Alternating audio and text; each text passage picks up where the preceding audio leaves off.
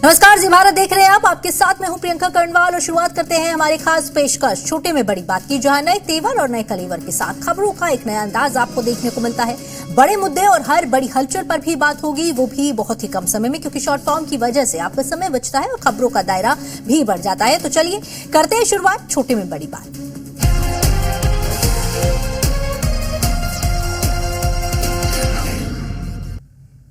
शुरुआत अरावली पर राहत देने वाली खबर के साथ। अरावली पर पिछले कुछ दिनों से मचे बवाल के बीच केंद्र सरकार ने बड़ा फैसला लिया है और अब नई माइनिंग लीज पर रोक लगाने के निर्देश दिए हैं। इसके लिए वन और पर्यावरण मंत्रालय की ओर से राजस्थान, हरियाणा और गुजरात के चीफ सेक्रेटरी को पत्र लिखा गया है, जिसके मुताबिक जब तक नई गाइडलाइन तैयार नहीं होती तब तक नई माइनिंग लीज नहीं दी जाएगी।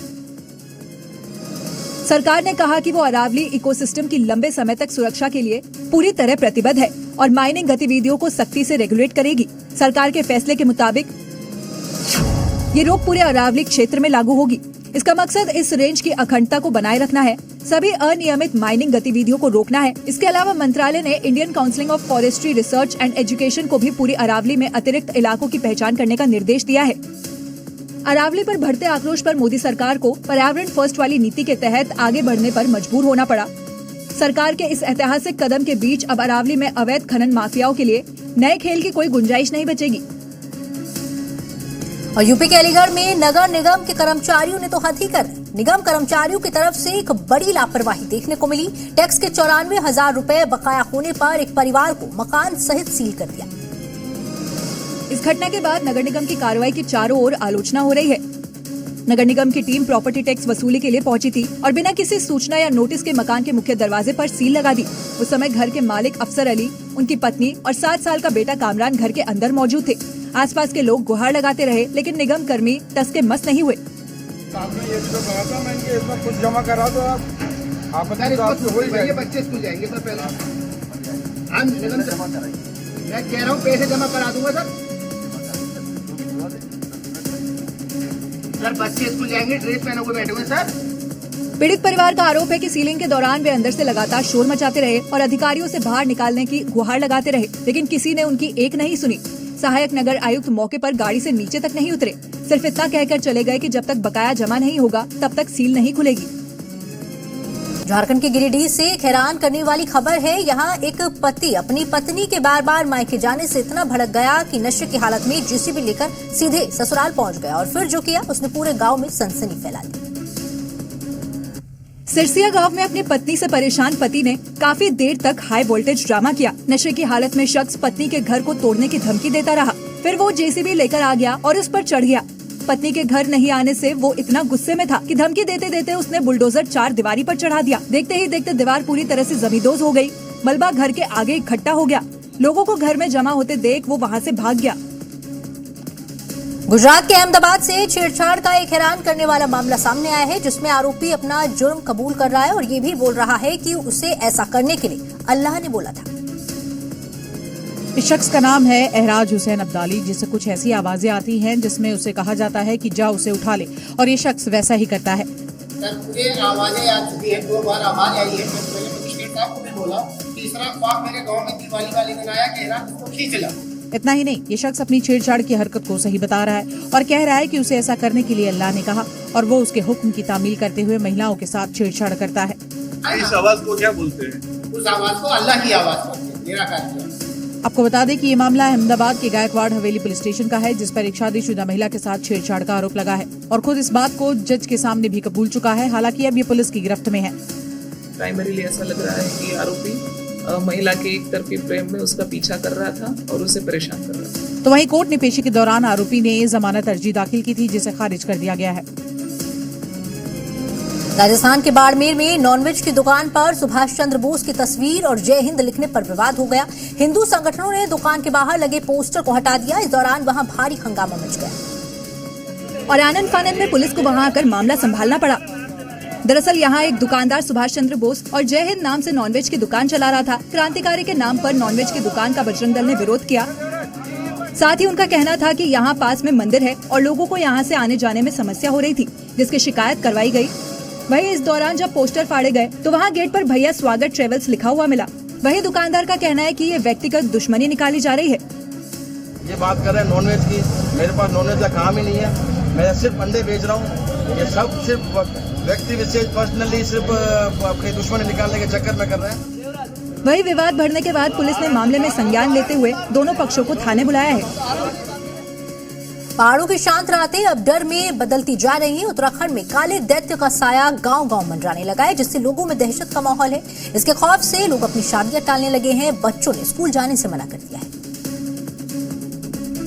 अब इस काले दैत्य को भी देख लीजिए, जिनसे पूरा उत्तराखंड डरा हुआ है। दिन हो या रात ये खेतों या घरों में घुस जाते हैं और लोगों को अपना शिकार बनाते हैं। बागेश्वर में भालू अपने 2 बच्चों के साथ देखा गया, जिसके बाद से गांव वालों की नींद उड़ी हुई है। लोग अपने घरों में रहने को मजबूर है। वन विभाग पूरी तरह से अलर्ट है और ड्रोन से सर्च ऑपरेशन शुरू कर दिया है।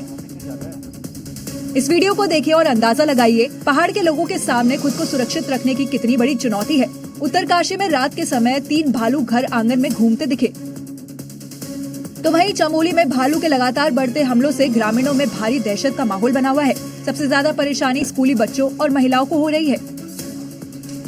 लोकसभा सचिवालय ने सांसदों के लिए एक एडवाइजरी जारी की है, जिसमें कुछ इलेक्ट्रॉनिक इक्विपमेंट के संसद परिसर में इस्तेमाल पर रोक लगा दी गई है, क्योंकि इनसे सांसदों की गोपनीयता को खतरा हो सकता है। इस एडवाइजरी में निर्देश दिया गया है कि देश में ऐसे गैजेट्स अब आसानी से उपलब्ध हैं, जिनसे संसद की सुरक्षा खतरे में पड़ सकती है, जिनमें स्मार्ट चश्मे, कैमरे वाले पेन और स्मार्ट वॉच एडवांस्ड इक्विपमेंट शामिल है। सचिवालय ने कहा कि कुछ डिवाइस ऐसे हो सकते हैं जिनका उपयोग गुप्त रूप से रिकॉर्डिंग या निगरानी के लिए किया जा सकता है। इससे संसद में होने वाली चर्चाओं और सांसदों की सुरक्षा और गोपनीयता भी प्रभावित हो सकती है।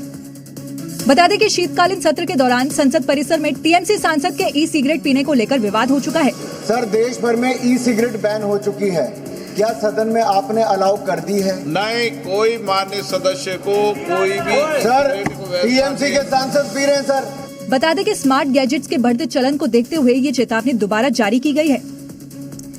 लखनऊ में अटल बिहारी वाजपेयी की 101वीं जयंती के मौके पर राष्ट्र प्रेरणा स्थल का उद्घाटन किया गया। यहाँ पर डॉक्टर श्यामा प्रसाद मुखर्जी, पंडित दीनदयाल उपाध्याय की प्रतिमाएं भी लगी हैं, जिसका उद्घाटन प्रधानमंत्री नरेंद्र मोदी ने किया और परिवारवादी पार्टियों पर जमकर निशाना साधा। परिवारवादियों के लिए दूसरों की लकीर छोटी करना मजबूरी हो जाता है, ताकि उनके परिवार का कद बड़ा दिखे और उनकी दुकान चलती रहे। वहीं योगी ने अटल जी के विचारों को सामने रखा और सदैव अटल जी कहते थे, अंधेरा छटेगा, सूरज निकलेगा, कमल खिलेगा, तो यह केवल मात्र एक आशा नहीं, बल्कि भारत राष्ट्र के उज्जवल भविष्य को लेकर के उनके अडिग विश्वास, दूरदृष्टि और दृढ़ संकल्प का उद्घोष था। यूपी सरकार के राज्य मंत्री दिनेश के एक बयान से बवाल मच गया, जहां उन्होंने अपनी सीट से तीसरी बार विधायक नहीं बनाने की इच्छा जताई है, क्योंकि उन्हें द्रौपदी के श्राप का डर सता रहा है। और यही कारण है कि हस्तिनापुर से दोबारा जीत पर मिथक तोड़ने वाले दिनेश खटीक अब डरे हुए हैं। एक बार कोई विधायक बनने के बाद हस्तिनापुर से कभी दोबारा एमएलए नहीं बना, कभी दोबारा कोई एमएलए नहीं बना। देश के अंदर मोदी जी जैसे व्यक्ति और उत्तर प्रदेश के अंदर योगी जैसे व्यक्ति थे, तभी उन्होंने मेरी नैया पार लगा करके दोबारा विधायक बनाने का काम किया। लेकिन उन्हें अब द्रौपदी के श्राप का डर है। मैं बार बार ये कहता हूं कि यार मैं 2 बार एमएलए बन गया, मुझे श्रापित भूमि से अब तीसरी बार एमएलए नहीं बनना। दरअसल हस्तिनापुर में द्रुत सभा में द्रौपदी का चीरहरण हुआ था। उस वक्त गुस्से में तमतमाई द्रौपदी ने पूरे कुरुवंश का नाश होने का श्राप दे दिया था। नतीजा ये हुआ था कि युद्ध में सभी कौरव और उनके वंशज मारे गए और पांडवों के पुत्रों की भी हत्या हुई थी। ये मिथक था कि हस्तिनापुर से कोई दोबारा जीत कर विधायक नहीं बना।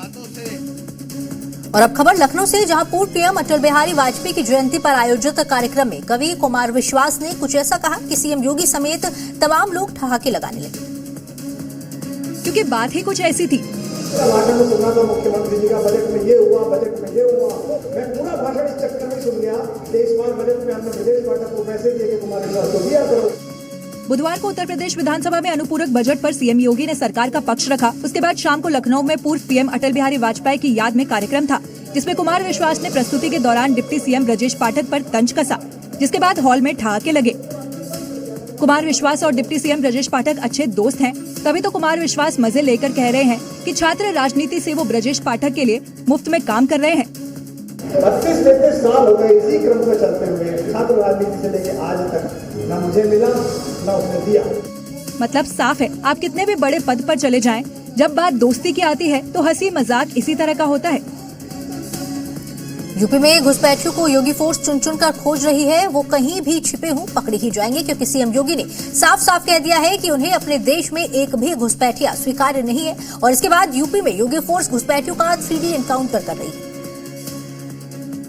जिसमें एक डी का मतलब डिटेक्ट करना यानी खोजना, दूसरे डी का मतलब डिटेंशन यानी उन्हें अस्थायी रूप से रोकना, और तीसरे डी का मतलब डिपोर्ट यानी उन्हें उनके देश वापस भेजना है। अब इन दोनों तस्वीरों को देखिए और योगी के 3D मॉडल को समझिए। पहली तस्वीर फर्रुखाबाद की है, जहां रात में टॉर्च जलाकर पुलिस घुसपैठियों की तलाश कर रही है, तो दूसरी तस्वीर कानपुर की है, जहां एक ट्रेन से 3 बांग्लादेशी पकड़े गए हैं। सीएम योगी का सख्त निर्देश है कि एक भी घुसपैठिया यूपी में नहीं रहना चाहिए, जिसके बाद पूरे राज्य में घुसपैठियों के खिलाफ अभियान तेज है। एक एक चीज की स्क्रीनिंग होगी, बहुत प्रभावी कार्रवाई करेंगे। हमारे ही देश में रह करके हमारे लोगों के खिलाफ अपराध ये स्वीकार्य नहीं हो सकता है। मतलब साफ है, घुसपैठिया या तो भारत छोड़ दे, नहीं तो योगी फोर्स उन्हें बांग्लादेश पहुंचा देगी। कर्नाटक के चित्रदुर्ग में दिल दहला देने वाली बस दुर्घटना हुई है। यहां बेंगलुरु से गोकर्ण जा रही प्राइवेट स्लीपर बस की कंटेनर लॉरी से टक्कर हो गई, जिसके बाद बस आग की लपटों में बदल गई। टक्कर इतनी भीषण थी कि दोनों गाड़ियों के इंजन में धमाका हुआ और चंद सेकंडों में आग ने पूरी बस को अपनी चपेट में ले लिया। देखते ही देखते बस आग के गोले में तब्दील हो गई। धू-धू करती बस आग की लपटों में घिरी हुई है और चारों ओर काले धुएं का घना गुबार छाया है।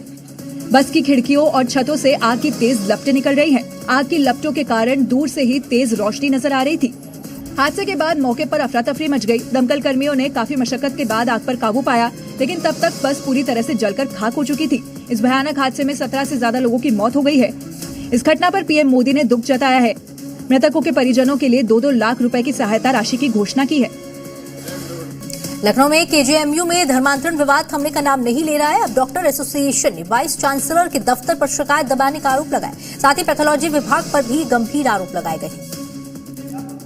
और इसकी शिकायत वाइस चांसलर को की गई, जिसका वीडियो भी सामने आया, जहां डॉक्टर्स एसोसिएशन के सदस्य अपनी शिकायत दर्ज करवाते दिखे। जब वाइस चांसलर ऑफिस में बात आई तो 1.5 से 2 दिन में सब निपट गया।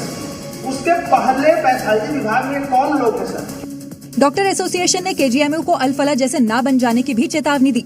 साथ ही पैथोलॉजी विभाग में तकरीरें करवाने पर सवाल पूछा। कोई न कोई तो है ना जो रेडिकलाइज कर रहा है, इसको कहाँ चलता है? तो वो रेडिकलाइज कर रहे हैं, वो लोग जो लैब में चुपके चुपके तकरीर करा रहे हैं, चुपके चुपके नमाज पढ़वा रहे हैं। वाइस चांसलर डॉक्टर्स एसोसिएशन की बात ऐसे मान रहे थे कि मानो कोई बच्चा अपने टीचर की बात मान रहा हो। क्या आप उसकी डिग्री, आप उसकी प्रैक्टिस नहीं बन सकते, आप अपने स्तर से एनएमसी को लेटर लिख सकते हैं। वाइस चांसलर उनके हर बात पर सहमत दिखे। इसके 2 ही मतलब हैं, या तो वो सच में इसके लिए गंभीर है या मामले को टालने की फिराक में है।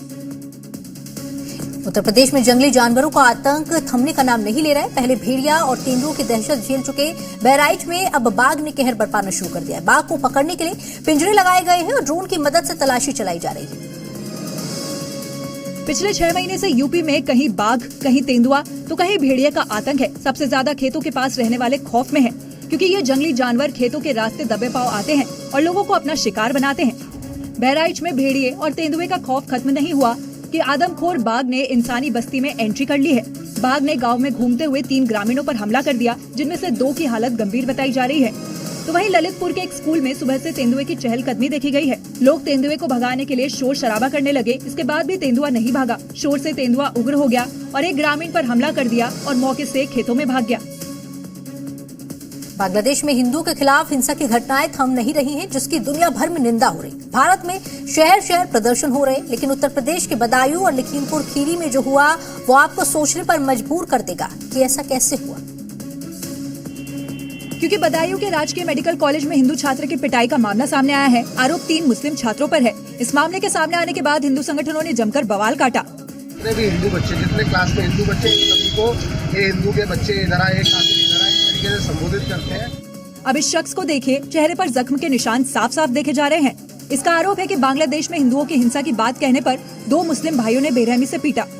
मुसलमान कहने से वो लोग चले गए हमारे से, फिर हमको रपट के मारा।